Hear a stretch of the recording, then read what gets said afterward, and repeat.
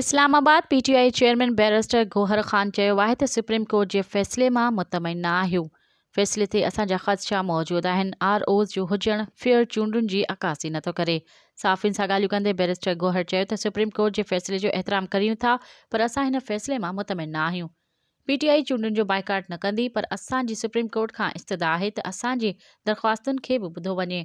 हुन वधीक चयो त DROs ऐं ROs साफ़ शफ़ाफ चूंडूं कराइनि, पर जिन DCs MPOs जो आर्डर कया विया आहिनि, कीअं साफ़ शफ़ाफ चूंडूं कराईंदा।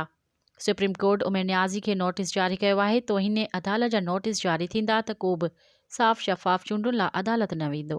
मज़ीद ख़बरनि ऐं तफ़सीलात लाइ विज़िट कयो असांजी वेबसाइट www.awamiNewsHD.com ऐं ॾिसंदा रहो अवामी न्यूज़ HD।